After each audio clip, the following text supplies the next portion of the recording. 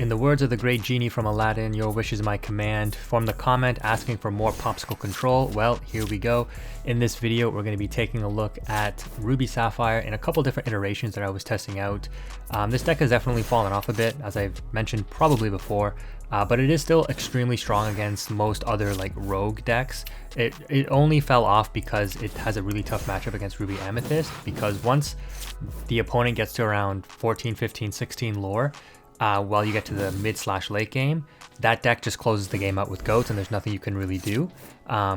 So it's only for that reason that this deck kind of suffers. If red gets some more powerful lore removal cards in the next set, this deck will definitely come back for sure, because the draw engines in this deck and the end game closeout package of like the Hades, Maleficents, Be Prepared, etc., Tamatoas even to end games quickly, is just too strong. But in this matchup, you're seeing us go up against Amber Emerald Discard. Again, a lot of people thought this was the best discard deck for the format, but I think we've already proven that wrong. Discard hasn't really shown up too much in the meta lately. I think it won some events early on, but kind of fell off after that. And you're going to see kind of the reasons why. It's what I've already explained in previous videos. These discard spells causes you to lose tempo, and while you do gain hand advantage, discard has the problem of, once I establish a board, you can't deal with it. And so this is why pairing it with Steel and big threats like Big Tink and Cinderella or Cheshire Cat, the big shifts, are actually decent. So here, I'm going to make some weird choices in this match for some reason. I don't know why. I think I was just messing around or just genuinely making bad misplays. But you can see here, we're starting to claw back a bit of advantage. My opponent kind of realizes that they're in Be Prepared range. So I think they realize once they drop the Cusco that, oh shoot, I probably overcommitted, but that's okay. At least I'll bait out the Be Prepared, and because of that, they quest with everything. They get pretty far ahead in the lore count, and we do actually draw the Be Prepared off the Pawpsicle.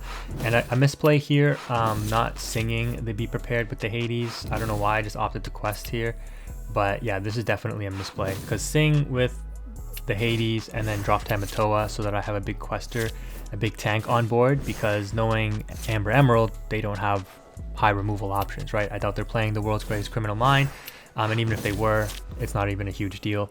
But yeah, they end up dropping a Prince John and then just passing. Unfortunately, we don't have the big Tremaine, but we do have the small Tremaine, which is what I was experimenting with in this deck, because as I mentioned to you, you just need ways to claw back lore sometimes, because where this deck really does suffer is when you let your opponent get too far ahead and they can kind of just close out the game with any kind of quester. And you know, even though you have all your removal options, you can't remove things that are in the hand, or you can't remove things that just gain them lore instantly. You can remove characters that might be questing, but these decks like the Amber Steel Song with the flutes and Ruby Amethyst with the goats can definitely play around this strategy. And while this deck is still very strong, it beats pretty much all the rogue options in the format. It does struggle against some of the top tier decks, and it's why this deck kind of fell off a little bit.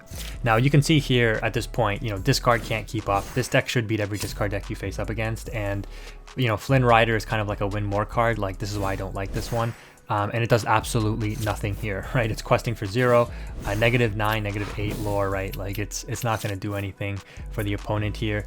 Accidentally drop a Maui because I forgot that Flynn Rider had evasive, so another big misplay on my part, but it's totally fine because, yeah, I mean, we have so many removal options that it doesn't even matter at this point. Like, how much more of this game is there? Like another minute and a half and the game is already over at this point, right? Like, despite them drawing, I don't even know how many off Prince John, probably a total of 6 to 8 cards off Prince John, you can see that the impact is almost nothing, because they have no top end threats and they can't deal with a mid/late game unless they're already close to closing out the game. Now, to be fair, they're at 15 lore, so they are kind of close to closing out the game, but it's too little too late. They needed to be at like 16 lore 3 turns ago, and then be able to quest and close out the game a little bit more efficiently here. We have the multiple Be Prepareds and these Flynn Riders, which is, I guess, what they intend to use to close the game out with. They're just not as impactful and clearly not doing their job. It's a really high risk, high reward card. And like I said, you're better off just playing a more utility based card that is not dependent upon a certain condition in order for you to win the game if you're playing discard. So I don't know what I'm doing here. I'm not toying with the opponent necessarily. I think I'm just kind of experimenting with different things. But yeah, at this point, there's nothing that the opponent can do. This deck is a combo deck though. Ruby Sapphire, right? You are reliant upon seeing the be prepared. You need to draw into it, otherwise you likely lose. You need to see a number of different options and combination of cards in order to make this deck work, which is again another reason why it's a little less strong than Amber Steel Song, which is more synergistic and less combo reliant, and Ruby Amethyst as well. All of those cards in both of those top tier decks can function in and of themselves. So yeah, you can see here my opponent is on 0 cards. It's just the Yu-Gi-Oh control player in me. I want them to have absolutely nothing. I want to claw back that lore. I want you to have no field, no hand. I want to have all the resources, total control of the game.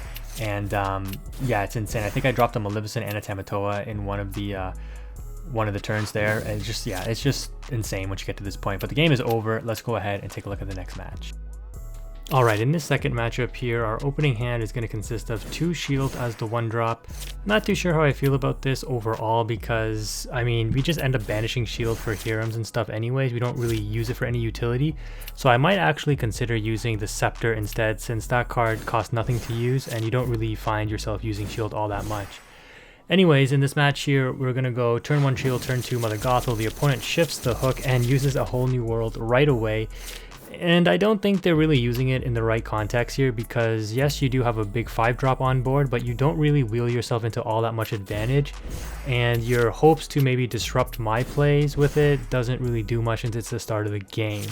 Now, unfortunately, we do draw into a hand that is kind of top heavy. So maybe that was the opponent's goal in thinking that, well, they mulligan at the start of the game. They probably have a good hand to play on curve, and so I'll just disrupt that. And if that was their thinking, it kind of panned out for them. Because yeah, our hand is very top heavy.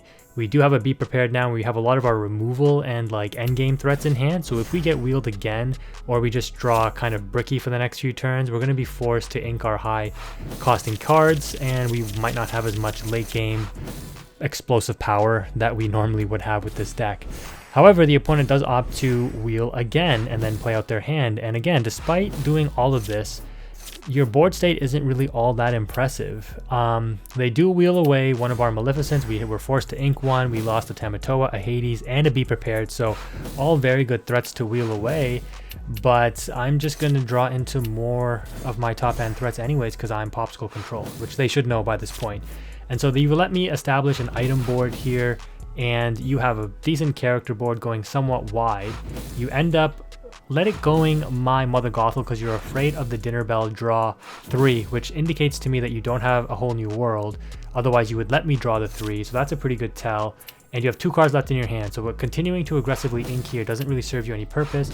And despite all of that wide board that you've established to get to 4 lore, we matched you with 2 quests from Annoy, and then we Be Prepared and we reset the board state.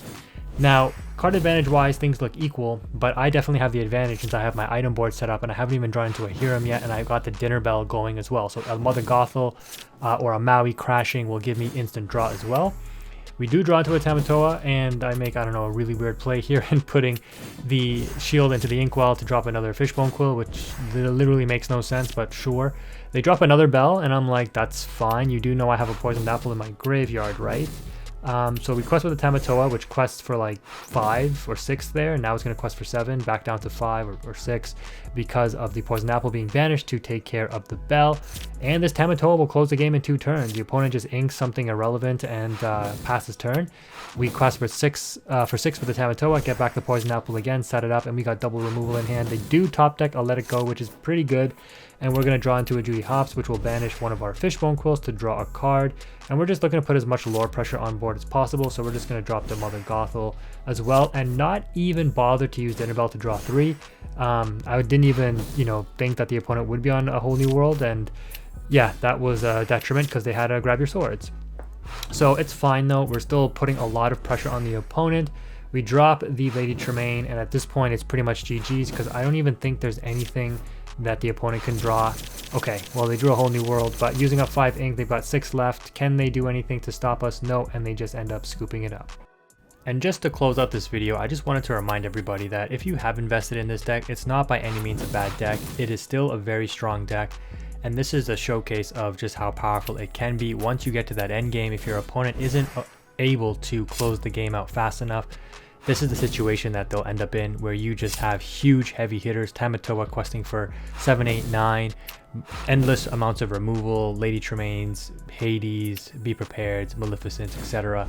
And you're just in total control with your item package. Like, I think we have like almost 20 lore on board itself. It's absolutely crazy. So, you know, don't feel bad if you think that this deck is no longer tier 1. It is still a very powerful deck, and in the right hands, with enough practice, with enough meta knowledge, and with future cards coming out, this deck, I think, has a lot of resiliency, because, hey, there can only be more items being released, right? These cards can only get better. Tamatoas and Hirams, etc. will just have more options to be more viable in the future. It's still a fun deck to play. I like it. I still have it in real life and will continue to play it. I also play Ruby Amethyst, but that's going to go ahead and wrap up this video. If you made it this far, thank you again for watching. Quantum is out.